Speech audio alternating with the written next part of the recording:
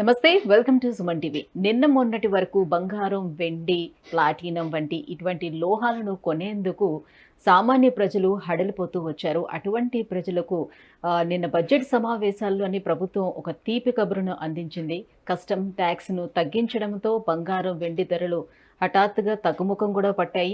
So ఇవి ఎంతవరకు తగ్గే అవకాశం ఉంటుంది? ఎప్పటి వరకు ఈ రకంగా ఉండే అవకాశం ఉంటుంది? ఇప్పుడు మనం పెట్టుబడులు పెట్టుకోవచ్చా? ఈ అంశాలపై మాట్లాడేందుకు మనతో పాటు ఉన్నారు స్వర్ణకార అధ్యక్షుడు దుబ్బాక కిషన్ రావు గారు. హలో అండి. నమస్తే. సార్, ఇప్పుడు మొత్తానికి ఎప్పుడెప్పుడు బంగారం ధరలు తగ్గుతాయా? దాని మీద మన బంగారం కొనుక్కునే అవకాశం ఉంటుంది. పెళ్ళిళ్ళ సీజన్ కూడా వస్తుంది. ఇంత మొత్తంలో అసలు బంగారం కొనగలుగుతామా లేదా అని అనుకునే వాళ్ళందరికీ నిజంగా ఇది తీపి కబురనే చెప్పుకోవాలి. కాకపోతే ఇప్పటి వరకు బంగారం ధరలు పెరుగుతూ వస్తున్నాయి కదా అంతకంతకు అని ఇన్వెస్ట్ చేసిన వాళ్ళైతే ఉన్నారు కదా, వాళ్ళ పరిస్థితి ఏంటి? ఎప్పటి వరకు ఈ బంగారం ధరలు ఈ రకంగానే ఉండే అవకాశం ఉంటుంది? ఇంకా ఎంతవరకు తగ్గుతుంది?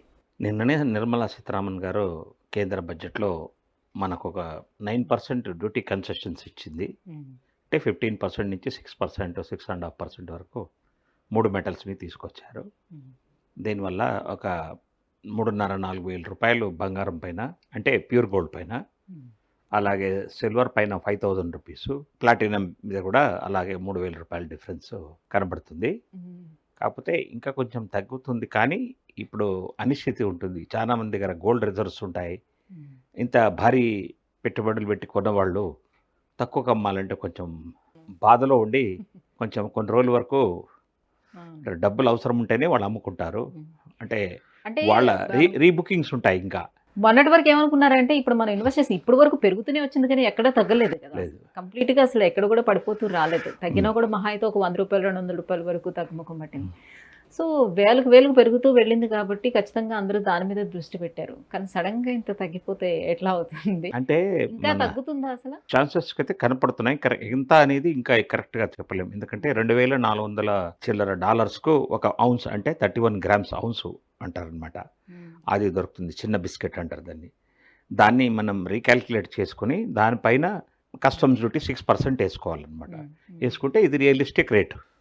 సో ఒక 1%, 1% వేరియస్ ఏరియాస్లో కొంచెం అప్స్ అండ్ డౌన్స్ ఉంటాయి. ఇది నేను చెప్పేదంతా బ్యాంక్ మెటల్, ఒరిజినల్ 999.9 మెటల్ గురించి. మార్కెట్లో దొరికే కొంచెం స్ప్యూరియస్ ప్యూర్ గోల్డ్లో ఒక 0.5% డిఫరెన్స్ ఉంటుంది. అది ఇంకా కొంచెం తక్కువలో దొరుకుతుంది. సో ఆర్బీఐ కూడా బంగారం మీద ఇన్వెస్ట్ చేయడం, సో మాక్సిమం బంగారం ఆర్బీఐ కూడా బంగారం మీద ఇన్వెస్ట్ చేసి కొనుక్కోవడం జరగడం వల్ల బంగారం రేట్లు పెరుగుతూ 100% మనమే కాదు, చైనా ఎక్కువగా ఉంటుంది. చైనాకు ఈక్వల్గా మనం ఏం తక్కువ లేమని ఇండియా కూడా మన రిజర్వ్స్ యుఎస్లో ఇంటర్నేషనల్ మానిటరీ ఫండ్లో ఉన్న గోల్డ్ని కూడా మనం వాపస్ తెచ్చుకున్నాం. మన డెప్ట్ రికవరీని తగ్గించేసుకొని మనం తెచ్చుకున్నాము. కాబట్టి ఇండియా ఇప్పుడు సెల్ఫ్ సఫిషియన్సీలో గోల్డ్లో కూడా ఆర్బీఐ చాలా పటిష్టంగా ఉంది. కాబట్టే గవర్నమెంట్ ఒక నిర్ణయానికి వచ్చింది, సామాన్య మానవుడికి ఈ ట్యాక్స్ ఇంత పెడితే స్మగ్లింగ్ అవుతుందనేసి స్మగ్లింగ్ను డిస్కరేజ్ చేయడానికి కూడా ఈ గోల్డ్ కస్టమ్ డ్యూటీ తగ్గించడం. ఇప్పుడు ప్రతి వాళ్ళు స్మగ్లింగ్ 15% కస్టమ్ డ్యూటీని తగ్గించుకోవడానికి ఒక ₹1,00,000 15% 15,000. 15,000ను మనము తీసుకోవడానికి ఒక 10 తులాల బంగారం అంటే ఒక ₹1,50,000 బెనిఫిట్ అవుతుంది. సో ఇలా మనం ఒక్క బిస్కెట్ తీసుకొస్తే 10 తులాలది, మరి 1 కిలో తీసుకొస్తే 15 లక్షలు. సో ఇవన్నీ ఆలోచించి గవర్నమెంట్ కూడా ఏం చేసిందంటే ఫ్రీ మూమెంట్, జ్యువెలర్స్ కూడా హ్యాపీగా ఉన్నారు, మా స్వర్ణకారులు కూడా హ్యాపీగా ఉంటారు. ఇప్పుడు మెయిన్గా ఇండియాలో మహిళా మనులు చాలా హ్యాపీగా ఉంటారు. వచ్చేది శ్రావణ మాసము, తర్వాత ఒక మధ్య ఇప్పుడు బంగారం రేట్స్ తగ్గటం వల్ల ఇప్పుడు మీకు కొనుగోలు అనేది పెరుగుతుంది. అవునండి, ఖచ్చితంగా పెరుగుతుంది. మహిళా మనులకు ఇంట్రెస్ట్ కూడా వస్తుంది. ఎలాగైనా బంగారం కొనాలా అనేది వాళ్ళకు ఒక ఆనందంగా ఉంటుంది. అంటే వేరే వస్తువులు, మంచి చీరలు, వేరే వాటి కంటే కూడా బంగారం అయితే మంచి ఫ్యూచర్ వాల్యూ ఉంటుందని కూడా కొంచెం దీనికి ప్రిఫరెన్స్ ఇస్తారు. సో నిన్నటికి ఈ రోజుకి ఇప్పటి వరకు ఎంత తగ్గింది? 74,000 చిల్లర ఉండిందంటే 74,400-500 ఉండేది. ఇప్పుడు 71,000 చిల్లరకు వచ్చేసింది. సుమారు 3,500 తగ్గింది బంగారం మీద. 5,000 రూపాయలు సిల్వర్ మీద తగ్గింది. ప్లాటినం మీద కూడా ఒక 3,000 తగ్గింది అనమాట. అంటే ఇంకొద్ది రోజులు చూడొచ్చా? ఇంకా తగ్గే చూడాల్సింది, అవకాశం చూడాల్సింది. ఉంటుందా? చూడొచ్చా? అనిశ్చితి ఉంది ఇప్పుడు. నిన్ననే అయింది కాబట్టి 1 వీక్ అయితే కరెక్ట్ పిక్చర్ వస్తుంది. ప్రపంచ దేశాలు కూడా కొంచెం పోట్లాడుకోవడం తగ్గించాయి. ఇజ్రాయెల్ కూడా వాళ్ళు టార్గెట్ రీచ్ అయినట్టు కనబడుతుంది. హమాస్ మీద దాడులు. ఇంకా అమెరికా ప్రెజర్లు, వేరే యూరోపియన్ కంట్రీస్ ప్రెజర్ వల్ల కూడా ఇజ్రాయెల్ కూడా తగ్గుముఖం పడుతుంది వార్‌లో.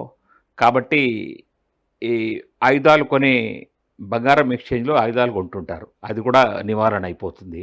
హుహు. పుతిన్ కూడా సైలెంట్ అవుతున్నాడు. హుహు. ఎన్ని రోజులు పోట్లాడతారు ఎవరితో అయినా గానీ. హ్మ్. దానికైనా ఎండ్ కావాలని. హ్మ్. దానివల్ల స్థిరంగా ప్రపంచ దేశాలుంటే గోల్డ్ రేట్ తగ్గే ఛాన్సెస్ బాగా ఉంటుంది. సో, ఈ కారణాలతోనే గోల్డ్ గాని, వెండిలో గాని హెచ్చుతగ్గులనేది ఉంటుందా? ఎప్పుడైనా గోల్డ్ తగ్గిందంటే మిగతా లోహాలు కూడా తగ్గుముఖం పడతాయా? అంటే అన్నీ రిలేటెడ్‌గా ఉంటాయా అని? మాక్సిమం గోల్డే మెయిన్ మెటల్. హ్మ్. గోల్డ్ తర్వాత ప్లాటినం, తర్వాత సిల్వర్, తర్వాత కాపరు ఇవన్నీ మిగతా బ్రాంజ్ ఇవన్నీ కూడా ఉంటాయి. కానీ గోల్డే ఎక్కువ ఆకర్షణ దిస్టింగు. చిన్న క్వాంటిటీలో పెద్ద వాల్యూ పే చేయాల్సొస్తుందనమాట. హుహుహు. అంటే మనకు ఆర్డినరీ బిస్కెట్ అంత ముక్క మనకు 7.5 లక్షలు పడుతుందనమాట. ఇప్పుడది 7 లక్షలకొచ్చింది. అంటే ఒక 50,000 వరకు తగ్గింది. 40,000 దాకా. ప్రస్తుతం ఉన్న సిట్యుయేషన్‌లోని ఏ హ్మ్. లోహం పైన మనం ఇన్వెస్ట్ చేసుకోవాలంటే ఇన్వెస్ట్‌మెంట్ పర్పస్ వైస్‌గా చూసుకుంటే ఏ లోహం పైన ఇన్వెస్ట్ చేసుకోవడానికి ఎక్కువ స్కోప్ ఉంది? ఎక్కువ మాత్రము గోల్డ్ మైనే చేస్తారు చాలా మటుకు. హ్మ్. వేరే మెటల్స్ సిల్వరు జ్యువెలరీ కాకుండా ఫిల్మ్ తయారు చేయడానికి ఎక్స్‌రే ఫిల్మ్స్‌కు దాంట్లో కూడా ఇది వాడతారు. పుదీనా పైన వాటిపైన కూడా ఈ సిల్వర్ సిల్వర్ కోటింగ్ ఇస్తారనమాట. కోటింగ్ పాన్ మసాలా మీద కూడా కోటింగ్ ఇస్తారు. హ్మ్. కాబట్టి మల్టీపర్పస్ యూస్ అవుతుంది సిల్వర్.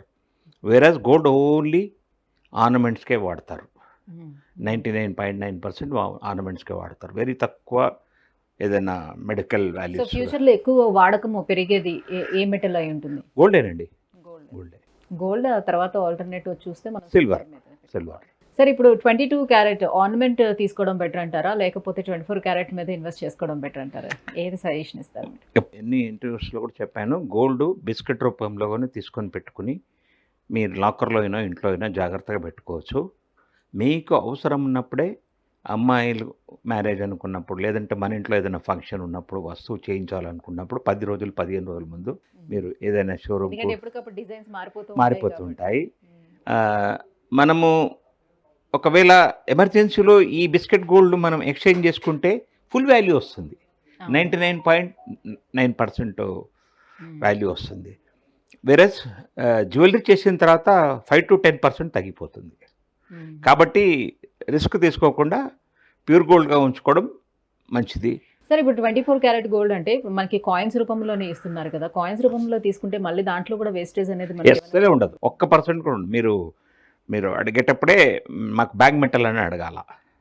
బ్యాంక్ మెటల్ అని అడిగిన తర్వాత వాడు భయపడతాడు. బ్యాంక్ మెటల్ అనగానే అంటే 100% ప్యూర్ గోల్డ్ అడుగుతున్నారని అర్థమైపోతుంది వాడికి. హ్మ్. అయిపోయి వాడు కావాలంటే ఒక ₹500 ఎక్కువ తీసుకున్నానే మీకు 100% ప్యూర్ 4 నైన్స్ గోల్డ్ ఇస్తాడు.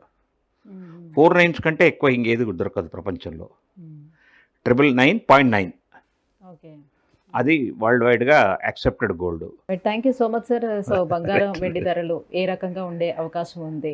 సో, దేని మీద ఇన్వెస్ట్ చేసుకోవచ్చు? ఈ విషయాలన్నీ ఇంత క్లియర్‌గా తెలియజేసినందుకు thank you so much. Thank you.